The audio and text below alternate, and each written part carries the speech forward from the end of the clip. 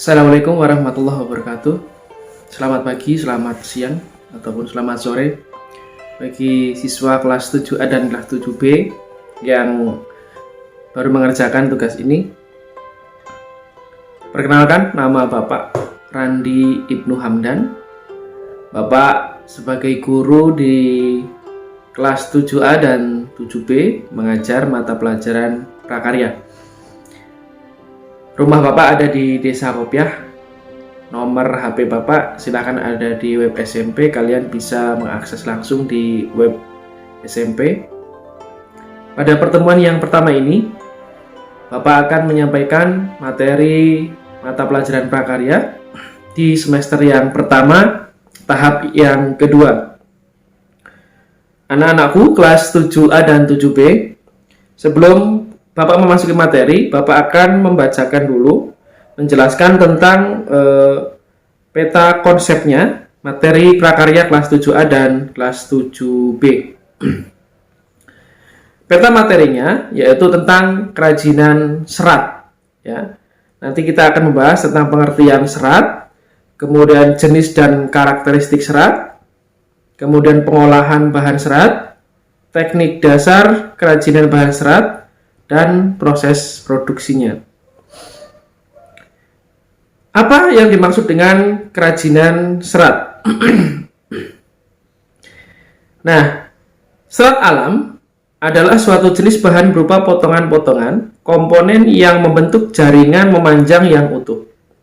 Di dalam Kamus Bahasa Indonesia, serat adalah suatu material yang perbandingan panjang dan lebarnya sangat besar.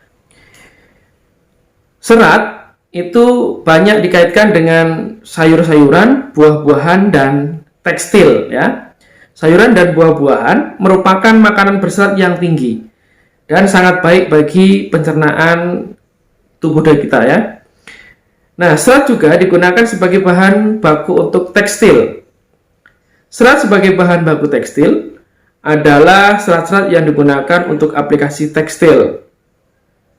Serat merupakan bahan baku yang digunakan dalam pembuatan benang dan kain. Jadi pakaian kita ini, kerudung yang kalian gunakan untuk perempuan, sarung yang digunakan oleh laki-laki, itu berasal dari serat. Intinya berasal dari serat yang diaplikasikan dalam kegiatan tekstil. Ya.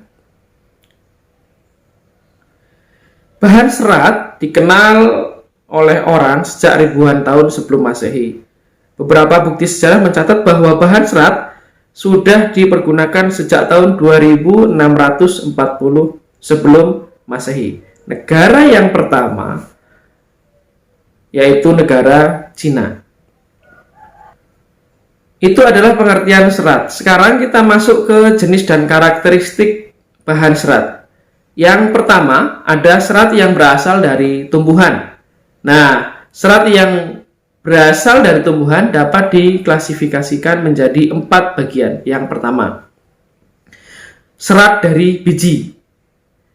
Tumbuhan memiliki biji yang beraneka ragam. Biji itu kalau bahasa kita di Indramayu itu adalah wijil, wijile ya.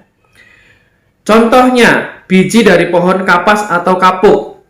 Kapuk itu kalau orang sini menyebutnya wit randu ya. Wit randu itu menghasilkan kapas. Di dalam kapasnya itu ada atau di dalam buahnya itu ada kapas atau kapuk gitu. Nah, meskipun begitu, saat ini kapas dan kapuk sudah jarang digunakan. Itu contoh serat yang berasal dari tumbuhan. Yang kedua, serat dari batang. Setiap tumbuhan memiliki batang atau ranting ya.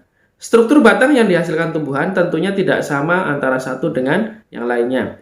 Jenis batang yang menghasilkan serat alam dapat berupa jenis batang yang berkambium ataupun yang tidak berkambium. Itu ada serat batang anggreknya, ada serat batang melinjo, ada serat batang mahkota dewa, kemudian ada serat batang pohon beringin. Itu adalah serat dari batang.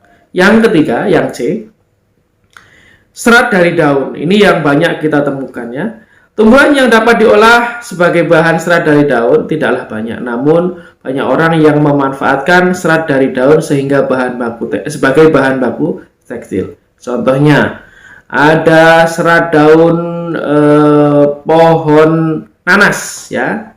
Nah, ini fotonya pohon nanas.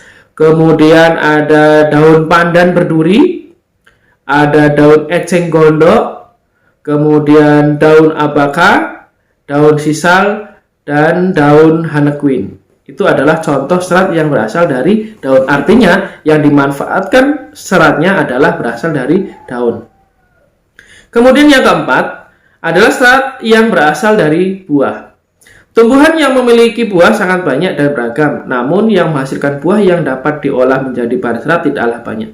Ya, itu contohnya yaitu pohon kelapa ya, menghasilkan kelapa yang kulitnya jika dikupas itu bisa menghasilkan serat yang bisa digunakan sebagai bahan, salah satunya membuat sapu. Kemudian yang kedua, serat dari hewan. Hewan juga ternyata bisa menghasilkan serat. Nah, penggolongannya dibagi menjadi yang pertama, serat dari stapel. Stapel merupakan serat yang berbentuk rambut hewan atau kulitnya, kulit dan rambutnya itu. Contoh, ada serat dari bulu domba dan ada serat dari bulu alpaca. Itu adalah serat dari hewan, serat dari stapel ya. Yang kedua, serat dari filamen. Filamen merupakan serat yang berbentuk jaringan. Contohnya adalah serat yang berasal dari larva atau ulat sutra. Ini nanti dijadikan sebagai bahan baku untuk membuat kain sutra yang harganya nanti menjadi mahal ya. Nanti dijadikan benang. Nah, itu adalah pembagian klasifikasi jenis dan karakteristik bahan serat. Ada serat dari tumbuhan dan serat dari hewan. Itu adalah materi yang dipelajari pada tahap yang kedua. Silahkan rangkumannya ada di bawah video ini. Jangan lupa dikerjakan, kemudian difoto dan diupload sebagai salah satu bukti kehadiran kalian dalam pembelajaran tahap 2 ini. Itu saja materi dari Bapak hari ini. Kurang lebihnya mohon maaf. Tetap jaga kesehatan, tetap patuhi protokol kesehatan karena pandemi COVID-19 masih belum berakhir. Kurang lebihnya mohon maaf. Bila taufik wal hidayah. Assalamualaikum warahmatullahi wabarakatuh.